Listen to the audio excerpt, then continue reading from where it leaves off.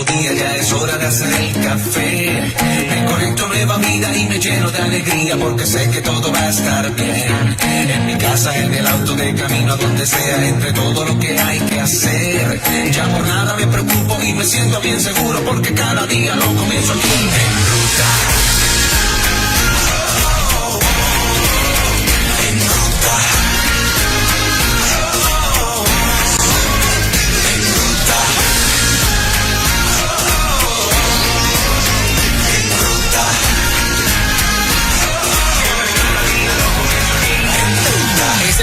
El comienzo de otra hora llena de buen contenido para evangélicos, católicos y gente que no asiste a ninguna iglesia. En Ruta Nueva Vida 97.7, 7 de la mañana.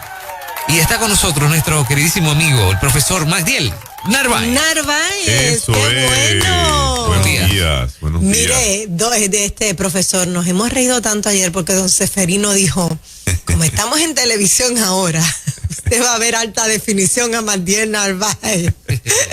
Con esa voz potente. Don Seferino, un personaje de verdad. Literal. Yo soy fanático de él desde antes de estar en el segmento, sí, porque cuando él estaba en los anuncios de la bicicleta y la cosa, yo me comía los dulces, como decía un muchacho en la calle, y me hacía reír un montón con sus ocurrencias, tú sabes. Y él de usted, él es fanático de usted también. Seferino, donde tú estés, un abrazo fuerte, Dios te bendiga mucho. Yo le estaba diciendo a Zaira ayer, a mi esposa, que si todo el mundo en Puerto Rico está viendo las cosas con los mismos espejuelos que nosotros las vemos. Porque yo estoy viendo cosas bien fuertes. Entonces, me preocupa la pasmosidad, la neutralidad, la apatía con la que mucha gente de iglesia está reaccionando. Una de las preguntas que yo me tengo que hacer es, ¿qué legado vamos a dejar nosotros si dejamos pasar las oportunidades de levantar la voz? ¿Entiendes? ¿Qué Puerto Rico es el que queremos para las futuras generaciones, para los hijos pequeños que se están levantando, para los nietos? Porque aquí se nos está yendo la vida. Entonces, usar el texto bíblico para interpretarlo a conveniencia y manipularlo para justificar conductas es una aberración radical que lo menos que debe causar en el pueblo de Dios es indignación. Indignación. Hay un texto en Segunda de Corintios, de los textos favoritos de mucha gente en la iglesia, capítulo 5, el verso 17, que lo voy a traer esta mañana para interpretarlo desde la perspectiva de los corintios, ver qué de eso tiene que ver con nosotros en Puerto Rico en el 2020. A ver si estamos mirando la nueva vida como de verdad Cristo entiende que debe ser. Y leo para todo el mundo. De modo que si alguno está en Cristo, nueva criatura es. Las cosas viejas pasaron y aquí todas son hechas nuevas.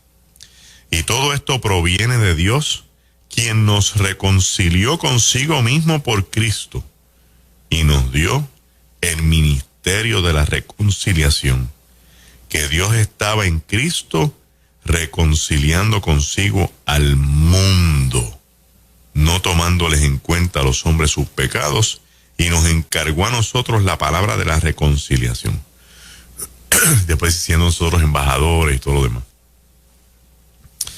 Las epístolas de los Corintios son de los primeros escritos del Nuevo Testamento. Los evangelios son posteriores. Lo primero que se escribe en el Nuevo Testamento son las cartas de Pablo, que datan de los años 49 en adelante.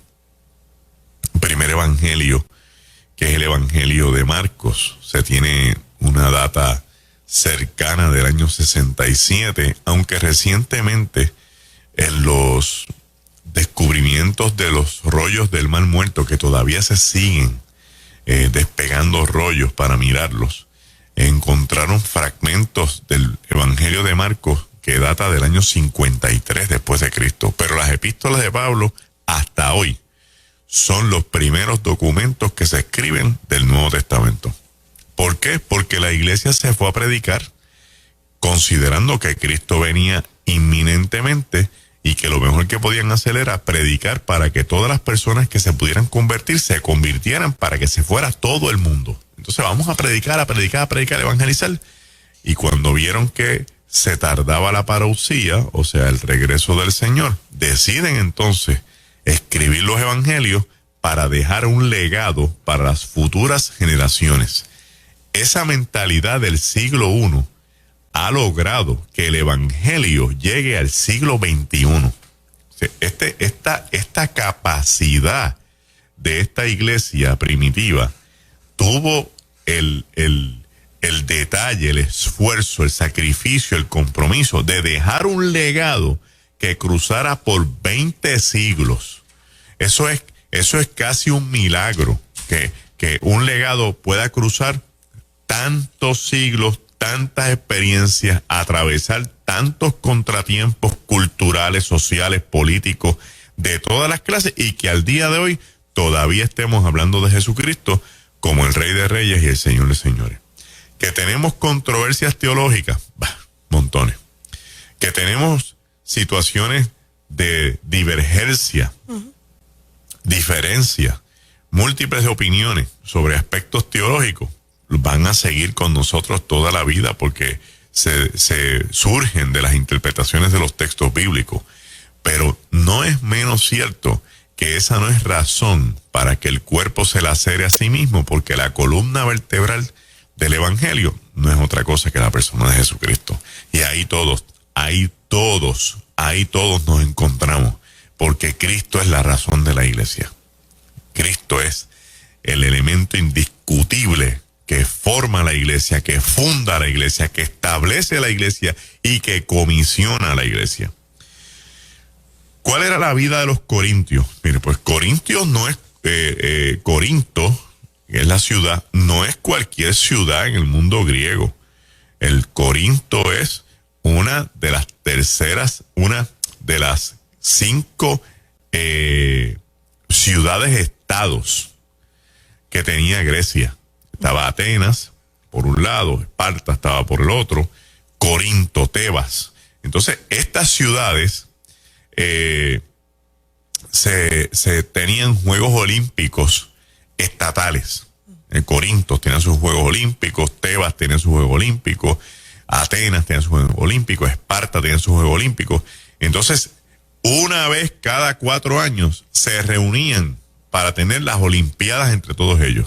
Dicen o sea, que esto es desde, las Olimpiadas son desde ese tiempo. De ese tiempo. Las Olimpiadas, quienes las fundaron fueron los griegos. Los Juegos Olímpicos originales son griegos.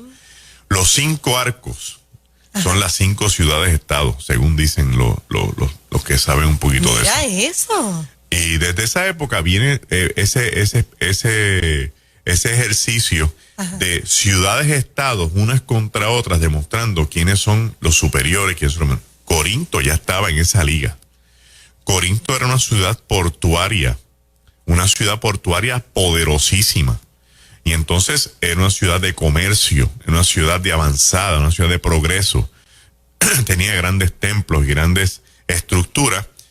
Y tenía también una vida libertina, que era bien delicada, especialmente con asuntos de la mujer. ¿Por qué? Porque al tener una zona portuaria gigantesca, tenía entonces mujeres dedicadas a la prostitución, porque era un negocio lucrativo, donde venían marinos de todos lados. La segunda era las mujeres que eran concubinas, o sea, que no tenían un marido, sino que era un amante que vivía de lo que este individuo le suplía sin soltar él su matrimonio. Y tenían sacerdotisas que eran las amantes de los sacerdotes. Tenemos 3 niveles aquí con mujeres que no tenían una vida real. Porque eso no es ser vida real. A mí me sorprende que se quiera legalizar la prostitución en Puerto Rico cuando no se ha hecho un estudio científico social real de lo que sufre una mujer que se dedica a la prostitución. Y que es esclava, básicamente. No, pero produce dinero. Es que el fin no puede justificar los medios. Es una mentalidad totalmente descabellada. Someter a una persona y decirle, tengo un trabajo para ti, ¿quieres ser prostituta? Y va a ser legal y vas a ganar buen dinero. Yo creo que esa es la forma más denigrante. Y yo contra ese discurso no escucho a las feministas. No las escucho tronando contra eso. Entonces, una cosa bien irónica. En estos días vi a la periodista Ada Torres, ¿no? Ajá. Hablando en sus redes sociales acerca de los países de Europa donde es legal la prostitución, para al final decir que estábamos bien atrás. O sea que es una cosa preciosa. Que tenemos que despertar y darnos cuenta de que estamos atrás. Y decía, qué cosa pero eso es extraña. ser irresponsable, porque no hay una estadística real científica para uno dejarse llevar, porque si la buscan van a encontrar la cantidad de mujeres que al final de sus carreras se quitaron la vida, terminaron en las drogas. Triste. La cantidad de mujeres que para poder tener ese oficio tienen que consumir drogas porque les cuesta trabajo que su cuerpo se esté utilizando de hombres en hombres, que busquen las estadísticas científicas, que se documenten, que no sean irresponsables y traigan las cosas sobre la mesa como son, si es que ciertamente esto es algo tan valioso. ¿Y por qué hay otros países que se niegan a esto radicalmente? ¿Y por qué hay otros países que han buscado la forma de acabar con esto? No me venga a hablar de los que están haciéndolo, porque los que están haciéndolo siempre van a estar. Váyase a Las Vegas, Nevada, a ver cómo es la vida de las prostitutas en Las Vegas, Nevada. Me parece, usted va a Circo Soleil y en lo que llega del hotel a Circo Soleil le ponen en las manos 400,000 papeles cromos, sí. Como si fueran clasificados, y te dice, parece mentira que el ser humano llegue a este nivel de tener clasificados de personas, rostros puestos en papeles para vender su cuerpo como si fueran perros, gatos, y aún los perros y los gatos tienen más decencia que este tipo de proceso. Yo lo vi, en cada esquina te abordan con papeles, sea hombre o mujer, a todos te entregan. La calle está llena de toda esa porquería, sí. de esa basura, ¿sabes? Entonces, aquí esto no es nuevo. Mire Corintios donde estaba. No sé qué pasaba, las mujeres en Corintios se convertían. Y Pablo, por eso le decía, que consideraran sus atuendos, sus vestiduras. ¿Por qué? Porque el vestido identificaba a estas mujeres. Entonces, las mujeres se vestían de diferentes formas dependiendo de cuál era su oficio. Ahora bien, en el mundo de los corintios quisieron seguir viviendo una vida mundana, una vida social pecaminosa, siendo a la misma vez cristiano. Okay. Entonces, el apóstol Pablo, que esta es la iglesia que más candela le dio al apóstol Pablo. Wow. Hay exégetas, Raymond Brown, entre otros, que han hecho investigaciones y tienen teorías de que Pablo escribió más de 2 cartas a los corintios. Hay una teoría que habla de 7 cartas, que están todas perdidas, y que por lo menos sabemos de una de ellas más, que él hace referencia en la epístola número 1 de la Biblia nuestra, cuando dice que en la carta que os escribí previamente, a la que titulé la carta de las lágrimas. O sea, esa carta tiene hasta nombre. Wow. Y no la tenemos. No la tenemos porque estas cartas, una vez llegan a las comunidades de fe, se leen en público, se guardan y a saber dónde fueron a parar. O sea, no están en la posesión de Pablo, están en la posesión del destinatario. Esta iglesia dio candela porque esta iglesia competía con todo lo que tiene que ver con los dones del Espíritu, con los frutos del Espíritu, con los ministerios. A esta iglesia es a quien Pablo le dice, mire, busquen el amor, que es lo mejor sobre todas las cosas. Si tengo lenguas angélicas y humanas y no tengo amor, yo no soy nadie. Y esta iglesia tiene estas peculiaridades, convirtiéndola en una iglesia poderosa, pero problemática. Okay. Entonces llegamos a este aspecto donde Pablo le está diciendo, no. Aquí lo básico, y cuando digo lo básico no es que sea lo sencillo, es que es la base. es que si alguien está en Cristo, es una nueva criatura.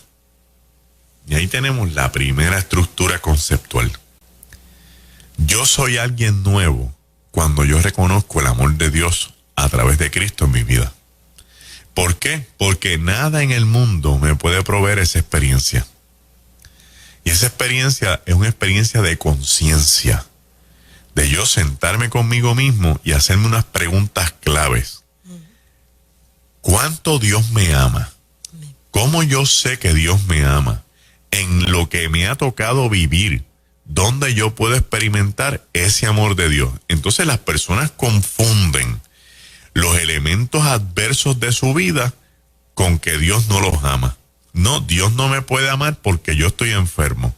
Dios no me puede amar porque mi situación económica no ha mejorado. Dios no me puede amar porque me botaron del trabajo. Dios no me puede amar porque mis hijos están en contra mía. Entonces asocian que porque Dios me ama, todos los demás elementos de mi vida me tienen que salir bien. Mire, no.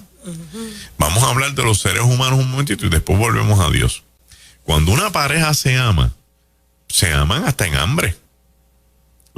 Se aman hasta en enfermedad, se aman hasta en crisis. Dice que hasta la muerte los separa y están viviendo los peores momentos de su vida y no han dejado de amarse. Entonces, si los seres humanos logramos hacer eso, ¿por qué yo tengo que poner a Dios en un spot de que porque Él es Dios y Dios tiene amor, todas las cosas se me tienen que enderezar? No, porque usted deja de ser vivo. Para usted estar vivo, usted tiene que tener problemas.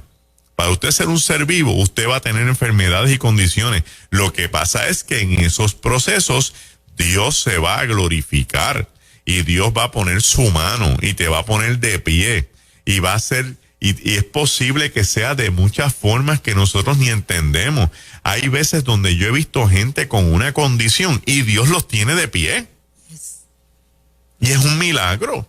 Es un milagro porque la persona pudiendo estar en una cama quejándose con toda su condición está de pie. Y dije, pues hay un milagro de Dios ahí. Y hay gente que con un catarro está maldiciendo a Dios. Nosotros no podemos filtrar esto de esa forma. Y Cristo lo que está diciendo es, más allá de lo que yo pueda recibir de Dios, yo lo que quiero, dice el apóstol Pablo, es que usted se enfoque en el mayor milagro de su vida. Que usted era una persona abandonada, retirada, desligada de la armonía y del orden de Dios, y ahora en Cristo usted ha logrado volver a ese orden, a experimentar ese orden. Y este no es un asunto de un proceso intelectual después que yo leo un libro. Esto no tiene que ver con una teología reformada o una teología de voluntad propia. Esto no tiene que ver con Calvino. Esto no tiene que ver con Ariano. Esto no tiene que ver con ningún ser humano. Esto tiene que ver con Cristo. Que Cristo es el elemento central de la fe cristiana y que el milagro más grande que me está diciendo que va a ocurrir en mi vida es que yo soy nueva criatura cuando me encuentro con Él, porque Él me conecta con el Dios verdadero. Yo no tengo que buscar a nadie más. Si yo en Cristo tengo a Dios y el mismo Dios en Cristo se revela a mi vida y me dice, te voy a hacer una nueva criatura. ¿Qué conceptos son los que están involucrados dentro de ese proyecto de nueva criatura?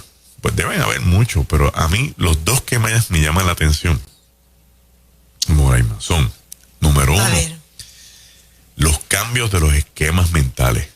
Okay. Porque cuando uno está en Cristo, ya uno empieza a pensar diferente. Qué lindo. Ya uno empieza a pensar, cuando pensaba que es imposible, en Cristo empiezo a pensar que es posible. Cuando pensé que no me lo merecía, en Cristo estoy pensando que Dios tiene gracia conmigo.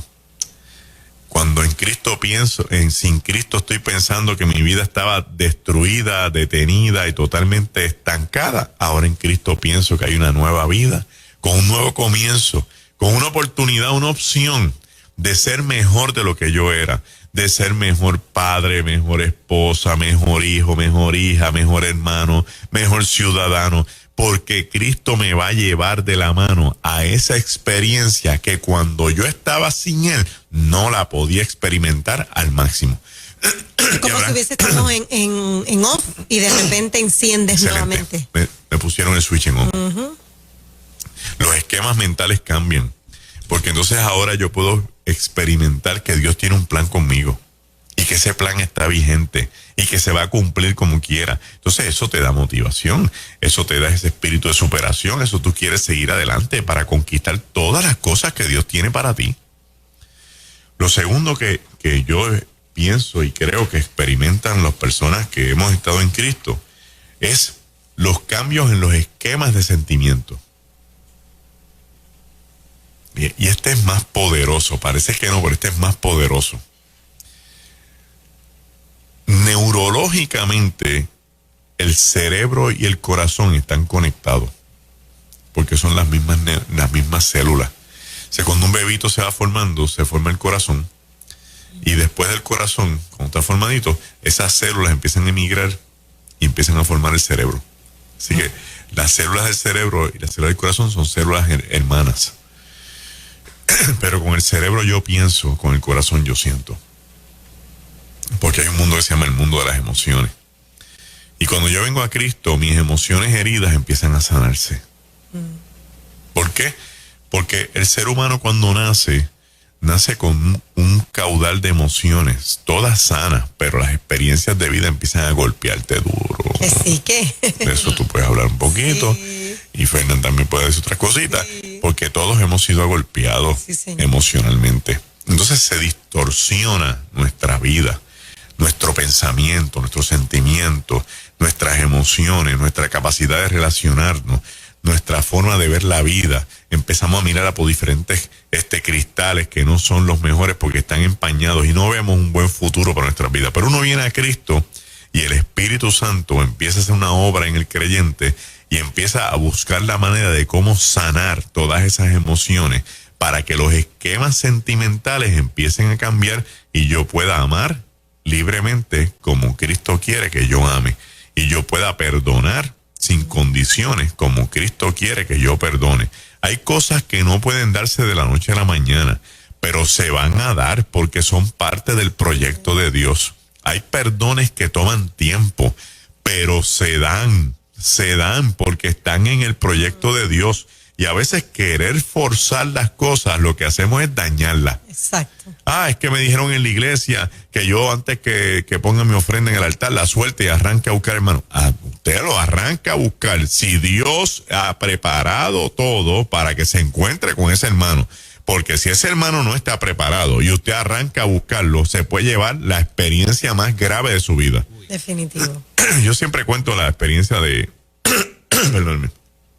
este amigo que, no sé los nombres por protegerlo, ¿verdad? Se va para este retiro de 3 días. Y este retiro espectacular, allá en Morton, en Barranca. Ajá. Y él baja de allí, que parece que vio Elías y a Moisés y a Cristo en el monte. Él bajó virado, pero pensó que era bueno llamar a su expareja para hablar con ella, contarle lo que había pasado y ver la posibilidad de una reconciliación. Cuando bajó de allá arriba y llamó a la expareja, lo que cogió fue 4 insultos. Le dijeron 40 cosas y tú dices, ¿pero y por qué? Porque ella no fue al retiro, el que fue al retiro fue él. Ella todavía tenía sus sentimientos de dolor, sus luchas internas, o sea, sus procesos de restauración. Entonces tú no puedes pretender que una persona que ha sido transformada a la baqueta quiera poner su transformación en la mente de otro que no ha sido transformado. No hay forma alguna, porque todo el mundo tiene que vivir la experiencia. El texto que hemos leído es un texto individualista, donde dice que el que está en Cristo es la persona, nueva criatura, y te cambia la mente, y te cambia el corazón, y te da las herramientas para una nueva vida. Sí, señor. Ahora, cuando hablamos de nueva vida, de la nueva vida en Cristo, es menester que nosotros podamos entender algunas dinámicas que Dios, a través de estos escritos de la Biblia, nos enseña y nos revela. Y vamos a tener 3 reglas en mente en este proyecto de que soy nueva vida en Cristo y todas las cosas viejas pasaron. Note usted que el texto no dice que algunas cosas viejas pasaron, es que todas las cosas viejas pasaron. Y la primera regla es que Dios no necesita de tu pasado para establecer un presente glorioso. Amén. Y dice, hermano, pero yo he ido a psicólogo, he ido a psiquiatras y a consejeros y todos me han dicho que el pasado me va a perseguir, ¿cierto? Que es imposible que yo borre la memoria de las cosas que me pasaron, ¿cierto? Que estos recuerdos yo los tengo a flor de piel, ¿cierto? Que eso es lo que me forma y yo soy hoy el resultado de todas las cosas que yo he vivido, ¿cierto? Aquí no estamos hablando de que el Espíritu Santo va a trillar los dedos y usted va a quedar automáticamente limpio de todos los recuerdos que no le gusten. No estamos hablando de eso. Estamos hablando que el poder que esas cosas tienen sobre ti se acabó. Yes. Que no te van a dominar más, que no te van a controlar más, que no vas a estar sujeto a los resultados de experiencias gravosas de tu vida, porque en Cristo, como eres criatura nueva, vas a mirar atrás y vas a ver las experiencias y vas a decir, wow, de lo que el Señor me libró, yo soy vida nueva. Ya eso no tiene un poder ni un control sobre mi vida. Y mirándolo de esa forma, tienes que entender que lo que pasó, el Señor no lo va a utilizar para llevarte a donde ya Él te vio, porque Él tiene un camino nuevo para ti que no depende necesariamente de lo que tú hayas experimentado y de lo que hayas vivido, porque Dios no necesita ruinas viejas para levantar edificios nuevos. Dios tiene su propio material. Dios crea el espacio. Dios limpia el terreno y dice, mira, olvídate de lo que pasó. Eso ya ni yo lo estoy considerando. Olvídate de eso. Pon aquí, vamos a empezar en cero. Esta es la plataforma. Estos son los cimientos. Este es el fundamento. Estas son las paredes. Esta va a ser el techo. Y Dios va a construir un nuevo edificio de tu vida. Magdiel, cuando él dice, yo no las recuerdo por amor a mí mismo, ¿a qué se refiere? ¿Será como, a veces decimos que la gente vive reprochándote, tú en un altar después que hiciste tal y cual cosa, tú haciendo esto, sí. Como que recuerdan siempre el pasado de esa persona, pero él dice, por amor a mí mismo. Porque como la naturaleza de Dios tiene unos atributos tan poderosos, uno de ellos es la misericordia. Y su misericordia le impide recordar lo que tú hiciste. Wow. Como su misericordia es nueva todas las mañanas, ya Él limpió el récord tuyo esta mañana. Y tú no me puedes decir, Señor, acuérdate que ayer Él te va a decir, yo no me acuerdo de eso ya. Ay, qué poderoso. Yo no me acuerdo de eso ya porque yo esta mañana limpié el récord. O sea, todo el certificado de antecedentes penales con el Señor se limpia todas las mañanas. Todas las mañanas, dice la Biblia, su misericordia es nueva. Todas las mañanas Dios tiene un nuevo día para la persona. Nosotros somos los que queremos agarrarnos de ese pasado para que nos persiga y nos maltrate y nos haga daño. Entonces, ¿qué pasa con Pablo y los corintios? Que mientras la gente recordaba el pasado, que tú acabas de mencionar, ven esta muchacha que estaba en la prostitución, ahora es nueva vida en Cristo, y cuando entró a la iglesia de los Corintios, le cayeron encima. Entonces Pablo dice, no le puedes caer encima porque esto es una nueva vida en Cristo.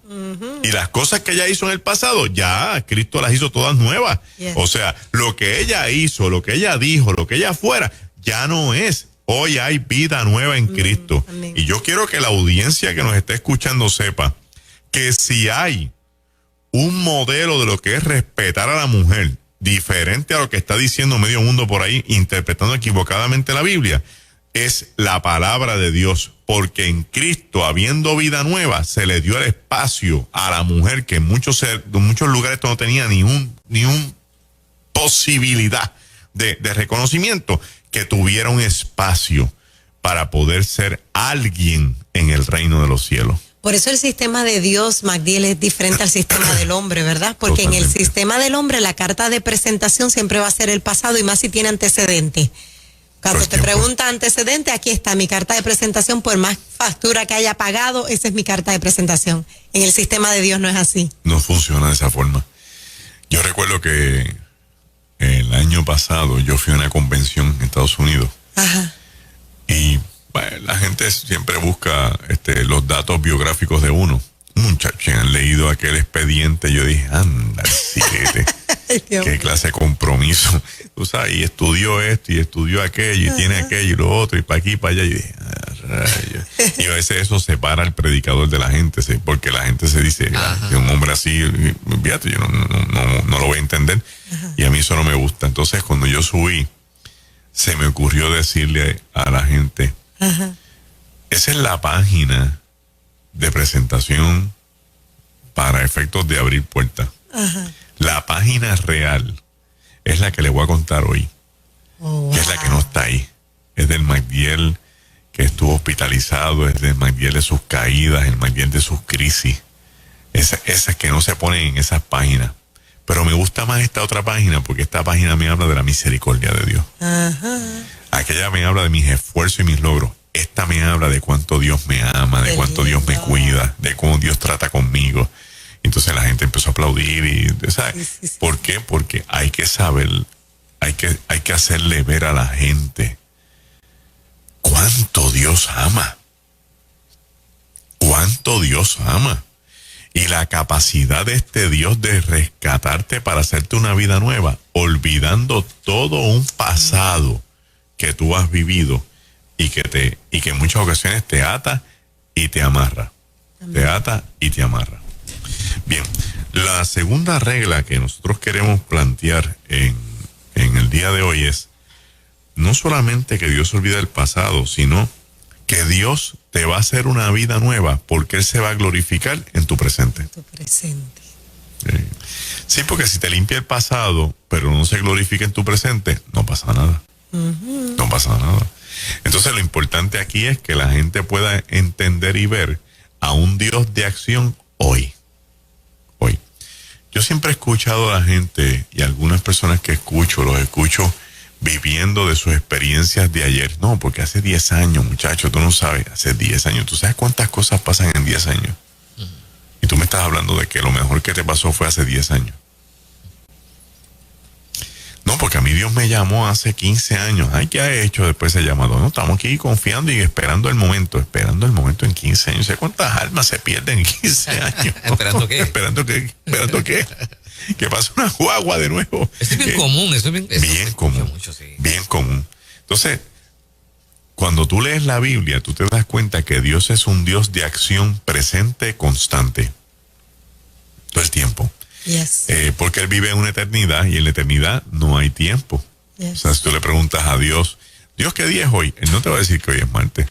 Él te va a decir, hoy. Punto. Hoy, porque para Él es hoy siempre, sea miércoles, jueves. Nosotros somos los que tenemos un problema de ponerle nombre a cada día. Si tú le preguntas a Dios, ¿qué hora es? Él te va a decir, ahora. Ahora. No, pero van a ser las 8 ya mismo. No, para ti. Para mí es ahora. Por eso la Biblia plantea que para Dios un día es como 1000 años, 1000 años es como un día, porque Él se pasea en ese tiempo humano como Él quiere. Entonces, en ese paseo eterno que Él tiene, Él toma sus decisiones y sus decisiones te van a afectar positivamente cuando se cumplan. Pero una cosa es cuando Dios lo decide y otra cosa es cuando se cumple.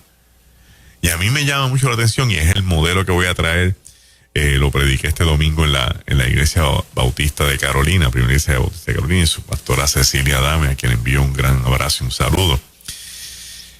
Y cuando tú lees algunos salmos, tú te encuentras que los judíos en el cautiverio ya estaban celebrando que algún día iban a regresar a Sión.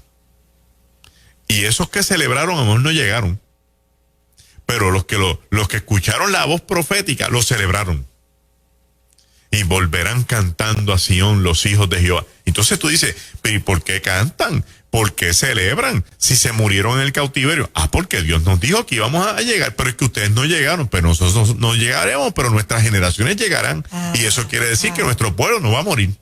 Y como nuestro pueblo no va a morir y tiene descendencia, y tiene linaje, todas las promesas que Dios nos ha hecho se van a cumplir. Yo digo, wow. Yes. Tú sabes, qué impactante tener una mentalidad de que hoy yo puedo celebrar todo lo que Dios me esté diciendo, aunque yo no lo vea, pero lo puedo celebrar. Entonces, lo importante que yo quiero que el que me escucha sepa, que usted tiene que preguntarse, ¿qué Dios te ha dicho? ¿Qué Dios te ha dicho? Que va a velar por tus hijos. ¿Qué Dios te ha dicho? Que te tiene en su mano. Amén. ¿Qué Dios te ha dicho? Que te va a sostener. que te va a dar su pan cada día.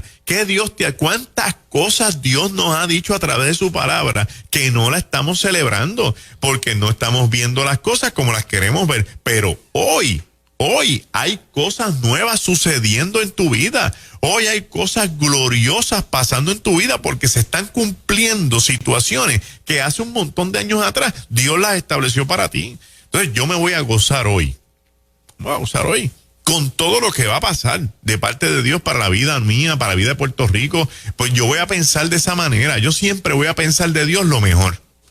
Así la gente diga que viene destrucción, que viene hambre, que viene peste, pues las señales son las señales, pero yo me voy a gozar en que Dios me ha dicho que en Cristo se reconcilió conmigo y que todas las cosas van a ser nuevas. Entonces uno viene una vida de crisis, ahora entras en una vida de bendición porque te vas a amargar. Yo no concibo que la gente se amargue en el evangelio. Yo no puedo concebir que la gente esté en estas crisis existenciales en el evangelio. Yo puedo entender que usted esté triste porque perdió un ser querido, que usted esté en una situación delicada porque notificaron un cáncer. Eso es entendible, pero mire, con todo y eso, gócese en el Señor, porque usted es vida nueva en Cristo hoy. Eso, en el Dios de nuestra salvación. En el Dios de nuestra salvación, como decía Habacuc. Ajá. Entonces, mira qué interesante. ¿Por qué yo me tengo que gozar hoy en el presente que Dios se quiere glorificar? Porque usted no tiene mañana todavía. Eso es. Ya ayer se le fue. Con ese no cuente. Mañana no ha llegado. Pues lo que tengo es hoy. Yo lo voy a vivir con una intensidad magistral. ¿Para qué? Para que Dios se glorifique en mi vida hoy. Amén. Hoy Dios se me va a glorificar. Hoy Dios me dio el milagro de levantarme esta mañana y ver que estaba vivo de nuevo. Hoy Dios me dio el milagro de salir de la puerta y ver 4 cosas, encontrarme con mi esposa, que no se fue en el rapto, que estaba conmigo. Yo, pues si no se va, yo me quedo, va a haber una crisis existencial. Hoy salí, vi el sol, o escuché los pajarillos cantando. Pude ver que estaba caminando, me pude subir en el vehículo, llegar hasta aquí, ver mis compañeros. Hoy me doy cuenta que tengo tantas bendiciones y el día está empezando. ¿No será, MacDill, que damos por sentado? Damos por sentado que caminamos, damos por sentado que vemos, que escuchamos. Lo tenemos como algo normal. Como algo normal. Como que tiene que ser así. Ajá. Como que yo mañana, como quiera, me voy a levantar. Ajá. Ve, hay gente que no se ha levantado. Tuvieron agendas que hoy no las pueden cumplir. Recientemente tenemos un compañero de la fraternidad a la que yo pertenezco, los Fidel Tagama, y que le envío un abrazo a todos ellos, y en especial a la familia de nuestro hermano, el licenciado Osvaldo Pérez Marrero, un gran ser humano, un gran hombre, y se acostó y no se levantó, un infarto lo sorprendió, y bueno, está en la presencia del Señor, pero como tú decías, no, como dicen los americanos, don't take it for granted. O sea, no lo tomes como que tiene que ser así, porque no necesariamente tiene que ser Exacto. así. No necesariamente tiene que ser así. Y entonces, Dios tiene preparado para ti todas las bendiciones desde antes de la fundación del mundo, dice la palabra. Qué lindo. O sea que Él sabía quién tú eras, Él sabía que tú ibas a venir a esta vida, y Él dijo, pues, este es el package para Moraima, este es el package para Ferna, este es el package para Juan Carlos, este es el package para Miguel, y en la medida en que vayan caminando, ese package va a ir abriéndose con todas las sorpresas que yo tengo para su vida. Ay, Señor, pero hemos pasado cosas bien malas, sí, pero dentro de esas cosas malas han aparecido sorpresas gloriosas. Yo siempre tengo un regalito en el proceso para que sepas que yo estoy presente en tu hoy. Pablo le quiso hacer ver a los corintios que lo más importante que tenían ellos era el presente. Qué lindo. Porque el presente es donde Dios se glorifica. El presente es donde Dios maneja nuestra realidad. La verdad de Dios se hace presente en la realidad humana. Yo uso de ejemplo siempre a David, con lo que hablamos otros días, cuando David se levanta el oso y el león.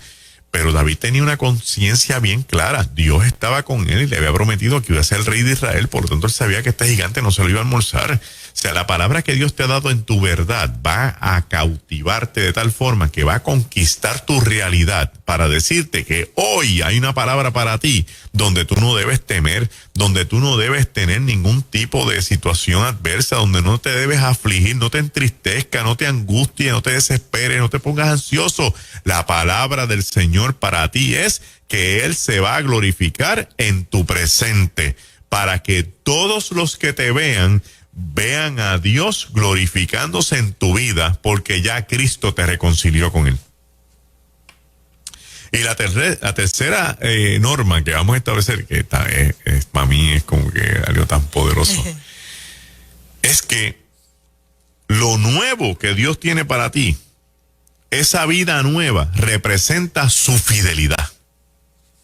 Si hay una característica de Dios poderosa, es que Él es fiel siempre.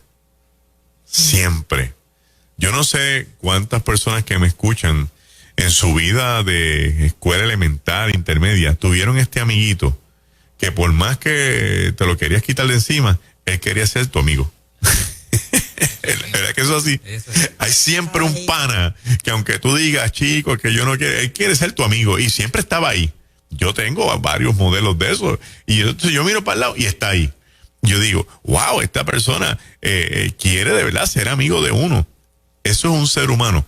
Este ahora es Dios, que está prendado de ti, que quiere verte todos los días. Qué lindo. Que hay cosas de ti que le agradan tanto que Él no se las quiere perder. Tu forma de mirar, tu sonrisa, tu forma de acercarse, tu forma de orar, tu forma de adorar, tu forma de alabar, tu forma de predicar. Yo creo que Dios se complace tanto en los seres humanos. De hecho, se complació en Cristo. ¿Por qué no se va a complacer en nosotros si ese es el modelo que el mismo Cristo nos presenta siendo Dios? Que el Dios de la verdad se complace en lo que Él crea. Dios quiere amarte. Y entonces establece un pacto y unas promesas para demostrarte su fidelidad. Hay textos bíblicos que uno los lee y uno dice, yo no entiendo ni papa de por qué esto está aquí. Especialmente cuando dice, y Dios se le apareció a Moisés y le dijo, yo soy el Dios de Abraham y el Dios de Jacob y el Dios de tu papá. Y dice, ¿para qué hace eso? Porque Abraham ya no está. Jacob tampoco está. El papá de Moisés, mucho menos, porque Moisés cuando Dios le dijo eso tenía 80 años de edad. Entonces, ¿para qué se lo dice? Para recordarle que Dios tiene un hilo histórico. Que donde Él está, llega toda esa historia de promesa. Que donde Él está, llega toda esa historia de poder, todas las manifestaciones. O sea, cuando Dios se te va a aparecer a ti en el día de hoy, viene con Él todo un historial de tu familia y de las promesas que Él ha hecho y de los pactos que ha hecho para que se cumpla en tu vida, para demostrarte que Él es fiel. ¿Y por qué los corintios necesitaban esta palabra? Porque mucha gente que se convertía al recibir el golpe de la comunidad, donde les trujaban el pasado y no permitían que Dios se manifestara en el presente, Pablo tenía que dar una palabra de aliento diciéndole, olvídate, esta gente no te quiere por tu pasado, pero ¿sabes qué? Dios es fiel y va a seguir trabajando contigo, porque Él tiene un plan que todavía está empezando. Entonces la gente agarraba eso como una motivación para sus vidas, lo convertía en fe y decían, no me importa lo que la comunidad de fe me diga, Dios quiere tratar conmigo. Su fidelidad se va a hacer real todos los días. ¿Y cómo yo veo la fidelidad de Dios en mi vida? Por los cambios que Dios provoca en uno, por los proyectos de vida que Dios establece, por las promesas que se cumplen todos los días. Usted tiene que abrir sus ojos espirituales para ver a Dios manifestándose en su vida y que esta palabra sea una realidad para usted hoy y siempre, de que el que esté en Cristo es una nueva criatura que no depende de su pasado, que Dios se va a glorificar en su presente y que su fidelidad te va a acompañar hasta que en un futuro glorioso se cumpla todo lo que Dios tiene para ti. Amén. Lo nuevo de Dios no es lo que presenta ningún candidato político. Lo nuevo de Dios no es lo que las sociedades quieren hacer ver que estamos atrás y que hacen falta cosas nuevas. Esas son cosas viejas ya, que son cíclicas a través de la historia. Todo lo que está pasando en la poltrona política de este país que quieren establecer son cosas viejas que se quieren establecer como nuevas. Lo nuevo de Dios es lo que está en esta palabra. Lo que Dios quiere para ti no lo tiene ningún gobierno. Lo que Dios quiere para ti no lo tiene ningún partido político. Lo que Dios quiere para ti no lo tiene ningún proyecto financiero en ningún sitio, porque esas son las cosas que Él guardó para aquellos que Él ama. Hoy, si estás en Cristo, recuerda, eres nueva criatura. Eso es. Las cosas viejas pasaron. Y aquí todas son hechas nuevas. Que lo nuevo de Dios te abrace de hoy en adelante. Dios te bendiga. Hermoso. Palabra viva. Wow, Tremenda wow, palabra wow, esta wow. mañana. Se queda con los deseos, ¿verdad que sí? Gloria a Dios por eso. Qué poderoso. Y aún en esos momentos difíciles, como pasó con Elías, tantas Sí. cosas poderosas que pasaron con Elías y por una amenaza se escondió. Se fue corriendo. Se fue corriendo. Se fue corriendo. Aún creyéndole a Dios y viendo todo lo que Dios había hecho en él. Es que en nuestra humanidad, pues las emociones nos arropan también, ¿verdad, Sí, Martín? nos arropan, experiencias nos sacan asuntos todavía que tienen que ser refinados por Dios. Refinados. Y entonces él tenía una emoción de que su fin se acercaba y él no quería pensar que su fin estaba en manos de una mujer. Entonces él temía que después de haber hecho algo tan poderoso, su historia terminara diciendo, a pesar de que se enfrentó a 850 Baal, murió en las manos de Jezabel. Mira eso. A ver, eso hirió una emoción profunda en su corazón y decidió esconderse y retar a Dios. No porque yo soy el único profeta. Y dijo, no, tú no eres ningún único profeta. Aquí hay miles que han doblado las rodillas ante Baal. No te vengas a esconder detrás de eso. Mira eso. Interesante. Qué interesante, ajá. magdielnarvaez.com y elgalileo.org. Esas son, y queremos anunciar a los hermanos nuestro nuevo teléfono de nuestro ministerio. Ajá. Excelente. El 939-402-6081. El Ministerio del Galileo, usted puede llamar, escribir textos, enviar mensajes por WhatsApp al 939-402-6081. 402-6081, Ministerio El Galileo. Excelente. Muchas bendiciones, Magdiel. Amén, amén. Gracias. Palabra viva. Yes. De Gloria a Nueva Dios. Vida 97.7. En ruta.